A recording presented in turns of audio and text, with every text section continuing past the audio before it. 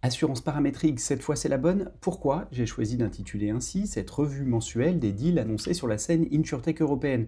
Cela fait écho tout d'abord à l'une des levées de fonds annoncées ce mois-ci. La start-up française Oracle Weather annonce en effet son premier tour de financement pour accélérer le déploiement de sa solution d'assurance paramétrique embarquée. Et d'ailleurs, si t'aimes la tech et l'assurance, abonne-toi à ce podcast pour ne rien rater de ma veille et analyse hebdomadaire sur la manière dont l'innovation repense la chaîne de valeur de l'assurance. Et pour revenir au thème du jour, l'assurance paramétrique, cela fait aussi écho à une annonce récente par la start-up américaine Floodbase du lancement de son API. La société lancée en 2015 est fruit de plusieurs années de recherche pour modéliser au plus près le risque de catastrophes naturelles et climatiques, notamment les inondations, propose désormais d'accéder à sa technologie via une API. Cela doit permettre de réduire le temps de cotation du risque, passant de plusieurs semaines à quelques minutes. Il me semble d'ailleurs que c'est là l'un des défis principaux pour le développement à l'échelle de l'assurance paramétrique, notamment météo, comment donner accès à un prix de manière quasi instantanée. Quelques rares startups s'y sont aventurées. Je pense à la startup allemande Wetterheld dans notre portefeuille, qui justement a développé un moteur de tarification en instantané, ce qui lui permet de proposer ses produits dans des parcours de vente, notamment dans le secteur du tourisme, en complément de la réservation d'une chambre d'hôtel par exemple.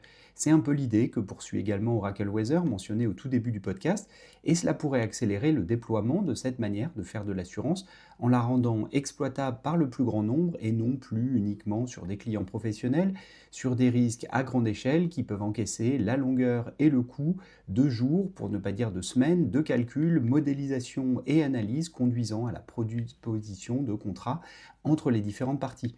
Certains acteurs se sont risqués au départ à faire de la distribution directe, sans réel exemple de succès pour le moment.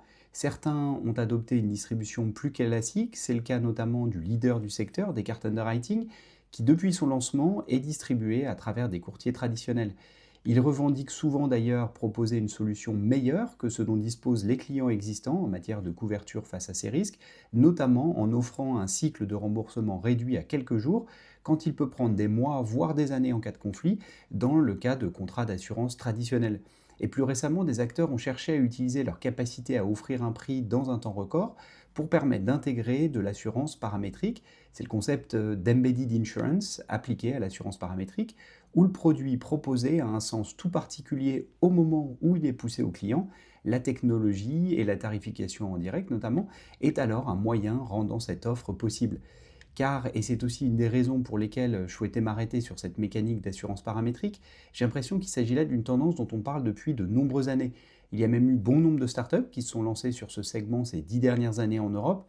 J'ai en tête une étude que nous avons menée avec Astoria VC il y a quelque temps.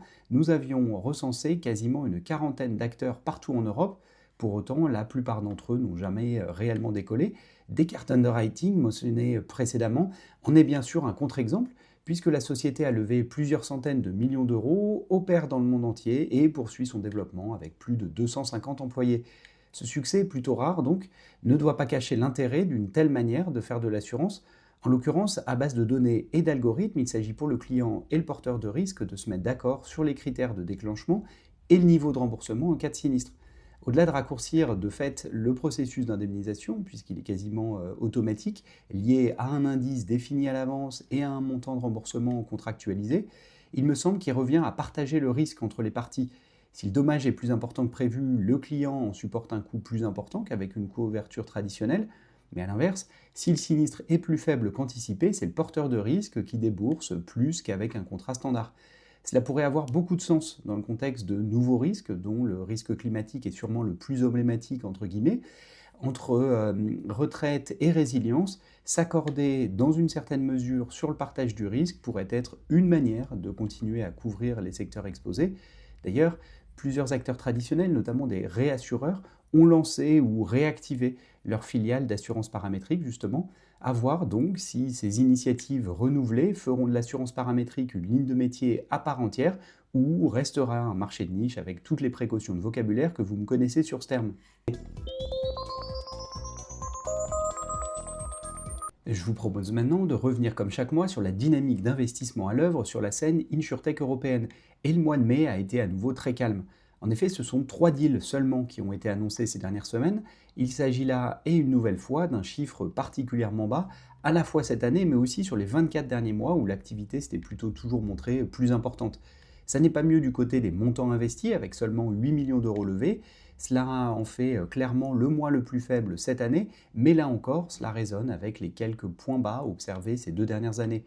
On avait pris l'habitude que le marché se divise d'une part en jeunes pousses qui entrent sur le marché avec un premier tour de financement, par définition relativement faible, à l'exception peut-être des startups de l'IA dans l'assurance, et d'un autre côté de leaders dans leurs catégories respectives qui parvenaient à lever des tours importants. En mai, les choses étaient différentes. Certes, un jeune acteur dont nous avons parlé dans la première partie annonce son premier tour de financement de quelques centaines de milliers d'euros, donc, mais les deux autres tours sont annoncés par des startups bien ancrées dans le paysage InsurTech et pourtant, ils restent relativement modestes. Modestes comparés aux tours qu'annoncent ces derniers temps les catégories leaders évidemment. Notons d'ailleurs que ces deux tours, annoncés par des startups qui reviennent à nouveau sur le marché, l'ont été en Italie. C'est intéressant car cet écosystème a longtemps été relativement discret. Comparé à la taille du marché de l'assurance, l'Italie aurait dû être beaucoup plus active, aussi bien en nombre de startups qu'en termes d'investissement durant ces 10 premières années d'InsurTech. Elle a été quasi absente de la carte, hormis à de quelques rares exceptions, et depuis plusieurs mois, la dynamique semble s'inverser du point de vue des startups et VC plus largement, pas uniquement au niveau de l'InsurTech d'ailleurs. Il est donc intéressant de voir des acteurs opérant depuis quelques années sur ce marché lever à nouveau des fonds. Et il va être intéressant de suivre la manière dont la dynamique nouvelle, du point de vue entrepreneuriat en Italie, va impacter la dynamique d'innovation dans l'assurance en particulier. Bref, 3 deals annoncés pour 8 millions d'euros investis, c'est ce qu'il faut retenir du côté des chiffres. Je vous propose maintenant de nous attarder sur le deal le plus important du mois pour en apprendre plus sur cette startup qui illustre la tendance italienne que j'évoquais plus haut. Sur la première marche du podium, c'est donc Wopta qui annonce la plus grosse levée du mois. La startup italienne annonce une levée de fonds de 5 millions d'euros. Il s'agit là du 4e tour annoncé par la startup qui intervient 18 mois après la dernière levée de 4 millions d'euros début 2025. Pour rappel, la startup lancée en 2022 propose de l'assurance pour les TPE-PME via une distribution 100% digitale en ligne sur son site internet et à travers des partenaires distributeurs au nombre de 4000 d'après la startup. Au total, Wopta a levé près de 20 millions d'euros depuis son lancement et indique aujourd'hui couvrir plus de 220 000 clients pour un total de 20 millions d'euros de primes émises. Information importante, elle revendique aussi être rentable. La levée de fonds doit notamment permettre à la société de poursuivre ses acquisitions, les 2 premières ayant été réalisées récemment, dans un mouvement de consolidation du marché qui devrait s'accélérer et permettre à la société de poursuivre sur sa lancée de croissance rentable. À date, la startup emploie 27 personnes d'après LinkedIn, un chiffre stable sur un an. Et pour aller plus loin, je vous propose de réécouter un précédent épisode du podcast dans lequel je parcourais un article de CNBC qui s'intéressait justement aux défis croissants que représentait le changement climatique pour les acteurs de l'assurance. L'article s'interrogeait notamment sur la manière de répondre à ces défis grâce à de nouveaux outils financiers ou encore en élargissant la chaîne de valeur du risque. À bientôt!